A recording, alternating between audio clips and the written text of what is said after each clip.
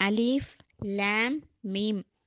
திருக்குர்ஆனின் அத்தியாயங்களில் தொடக்கத்தில் இடம்பெற்றுள்ள அலீஃப் லாம் மீம் போன்ற தனித்தனி எழுத்துக்கள் தொடர்பாக விரிவுரையாளர்களிடையே வேறுபட்ட கருத்துக்கள் நிலவுகின்றன. அந்த தனித்தனி எழுத்துக்களுக்கான பொருள் பற்றிய அறிவு அல்லாஹுக்கு மட்டுமே உரியது என்பதால் அவனைத் தவிர வேறு யாரும் அதை விளங்கிக் கொள்ள இயலாது என்று சிலர் கூறுவர். ஆகவே அவர்கள் எந்த விளக்கமும் இவற்றுக்கு அளிக்கவில்லை. இதை குர்துபி அவர்கள் தமது விரிவுரையில் குறிப்பிட்டுள்ளார்கள். வேறு சிலர் இந்த தனித்தனி எழுத்துக்களுக்கு விளக்கமளிக்க முனைந்துள்ளனர். அவர்களும் வெவ்வேறு விளக்கங்களை அளித்துள்ளனர். இந்த எழுத்துக்கள் அத்தியாயங்களின் பெயராகும் என்று சிலர் கூறுகிறார்கள். இதுதான் பெரும்பாலோரின் ஒருமித்த கருத்தாகும் என விரிவுரையாளர் சமக்ஷரி அவர்கள் கூறுகிறார்கள். மற்றும் சிலர் அவை இறைவனின் திருநாமங்கள், அவற்றை வைத்து அத்தியாயங்களை இறைவன் தொடங்கியுள்ளான் என்று கூறுகிறார்கள். இதன்படி ஒவ்வொரு எழுத்தும் இறைவனின் திருநாமங்கள் மற்றும் பண்புகளின் பெயர்களில் ஏதாவது ஒன்றை குறிக்கும்.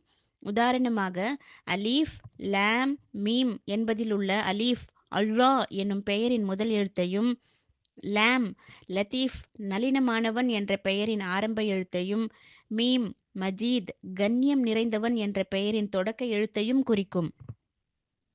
அத்தியாயங்களின் தொடக்கத்தில் இடம்பெற்றுள்ள இத்தகைய தனித்தனி எழுத்துக்கள் குர்ஆனில் பல இடங்களில் பயன்படுத்தப்பட்டுள்ளன.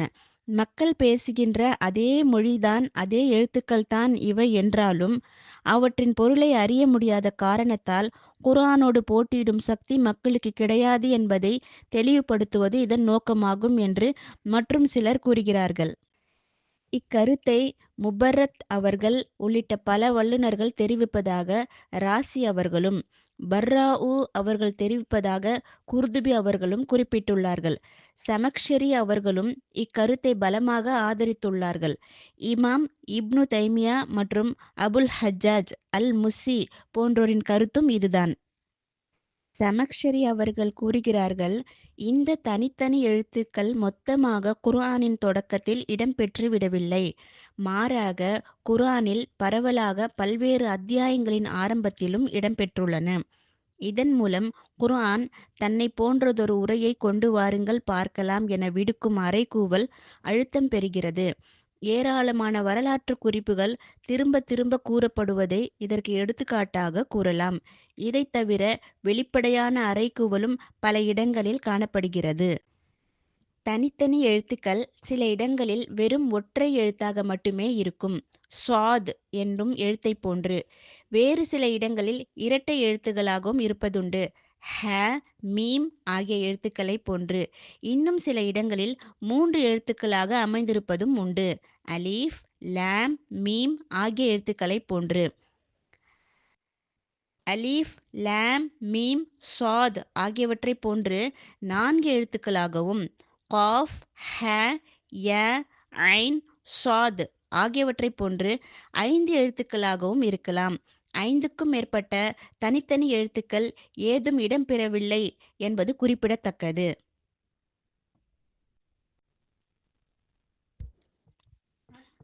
ஏனெனில் அரபி மொழி வார்த்தைகள் 1 முதல் 5 வரையிலான எழுத்துக்கள் கொண்டவையாகவே இருக்கும். அதைவிட அதிக எழுத்துக்கள் கொண்ட வார்த்தை கிடையாது. அதற்கு ஏற்பவே அத்தியாயங்களின் தொடக்கத்தில் இடம்பெற்றுள்ள தனித்தனி எழுத்துக்களும் 5க்கு மேல் இல்லை.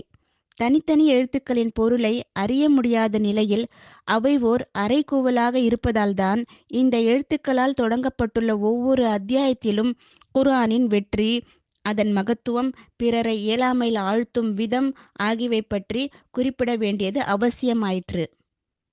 குர்ஆனில் 29 அத்தியாயங்களை ஆராய்ந்ததில் இது தெரிய வருகிறது.